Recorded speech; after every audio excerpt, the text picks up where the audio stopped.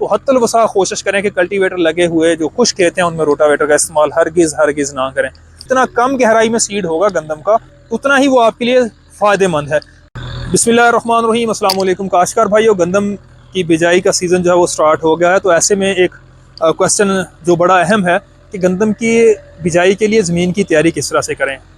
आसानी के लिए मैंने ज़मीन को जो है वो 4 मुख्तलिफ ग्रुप्स में तकसीम किया गया है।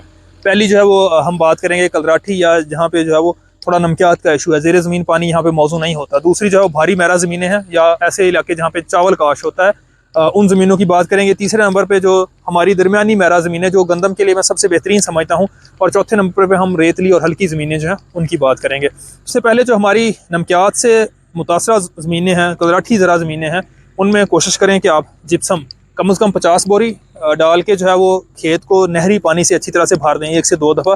उसके जो ऊपर वाला रीजन है उसमें जो नमकियात होंगे वो वॉश आउट हो जाएंगे, नीचे चले जाएंगे रूट जोन से।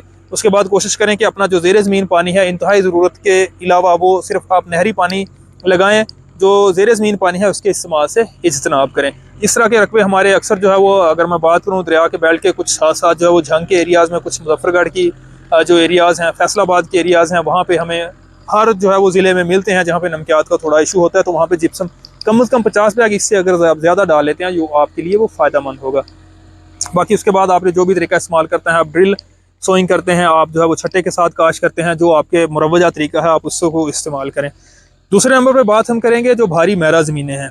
अब इन ज़मीनों में जो है वो हार्ड पैन के बनने का मसला होता है, यानी मुसलसल रोटावेटर या कल्टीवेटर अगर आप चलाते हैं तो नीचे जो है वो सख्त तह बन जाती है। उसके नतीजे में क्या होता है कि जो हवा का गुजर होता है, जो जड़ों की अच्छी ग्रोथ के लिए बहुत ज़रूरी है, वो कम पड़ जाता है। ज़मीन जो है वो सख्त हो जाती है, तो आपकी फसल जो है वहाँ पे बीमार, पीली इस तरह की दिखने को मिलती है।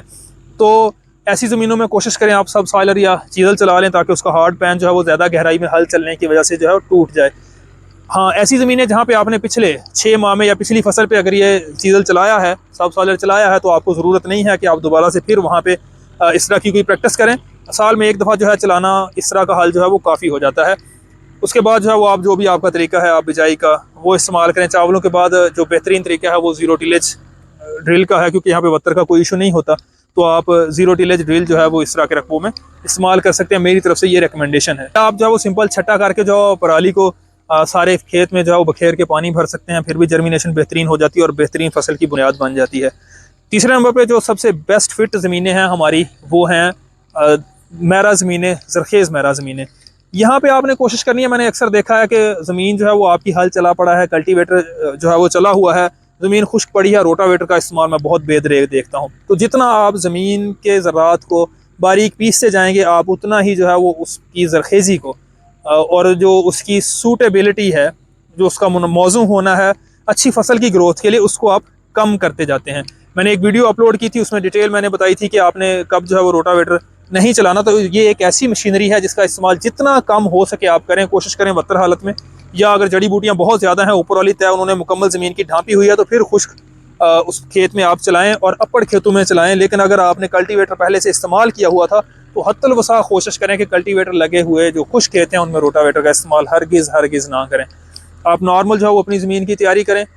जो ऊपर वाली टॉप सॉइल है 5 से 6 इंच, जो 1 या 2 दफ़ा हल चलाने से आसानी से बन जाती है, आप उसको तैयार करें और आप जो भी तरीका इस्तेमाल करते हैं जो आपके एरिया में मुरवजा है उसके मुताबिक जो है वो आप गंदम की अपनी बिजाई कर दें। उसके बाद हमारे पास चौथी किस्म जो है वो हल्की रेतली ज़मीनों की या बहुत ज़्यादा रेतली ज़मीनों की आ जाती है। तो यहाँ पे भी आपने यही करना है कि आपको बहुत ज़्यादा गहरे हल चलाने की कतई ज़रूरत नहीं है। अपना जो आपका डीजल का खर्च है, जो ज़मीन की तैयारी में आपने वसाइल अपने इस्तेमाल करने हैं, उनको बचाएं, उनको किसी और मद में जो है अपनी फसल को दें जहाँ पे उनसे बेहतर आउटपुट मिल सके। तो ऐसी भी ज़मीनों को बहुत ज़्यादा गहरा हल चला के, ज़्यादा अखराजात करके 2-4 दफ़ा हल चला के ज़रूरत नहीं होती। तो जब आप देखते हैं कि सीड डालने के लिए ज़मीन मौजू है, नरम हो गई है, तो वो काफ़ी हद है। अब यहाँ पे एक चीज़ आपने जो ख़ास तौर पर ख्याल रखनी है वो ये है कि गंदम की बिजाई की सूरत में सीड को आप ज़मीन में सिर्फ उस गहराई तक डालें जहाँ पे वो उग आए। मकसद कहने का ये है कि जितना कम गहराई में सीड होगा गंदम का, उतना ही वो आपके लिए फ़ायदेमंद है। ये पिछले 5 साल में मैं देखता आ रहा हूँ, हम ड्रिल से काश करते हैं, तो ऐसे एरियाज़ जहाँ पे ड्रिल जो है वो ऊंची यानी कि शैलो होती है, उन जगहों पे जो है वो गंदम झाड़ या बूटा जो है वो बहुत शानदार बनाती है। तो जितना बूटा ज़्यादा बनेगा, उतने 1 मुरबा फुट में आपके पास सिट्टे ज़्यादा हैं और उतनी ही पैदावार आपके पास ज़्यादा आएगी।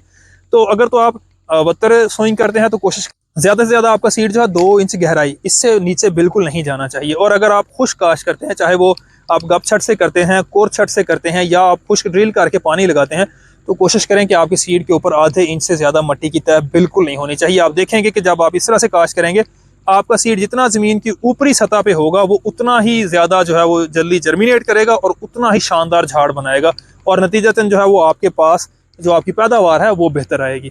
तो होप सो ज़मीन की तैयारी के हवाले से आज की वीडियो आपके लिए हेल्पफुल होगी। अगर आपका किसी किस्म का कोई क्वेश्चन हो, आप कमेंट बॉक्स में, आप डायरेक्ट व्हाट्सएप के थ्रू, या इस वीडियो की डिस्क्रिप्शन में हमने अपना व्हाट्सएप ग्रुप का लिंक दिया हुआ है, आप उस लिंक के ज़रिए हमें व्हाट्सएप ग्रुप में ज्वाइन कर सकते हैं।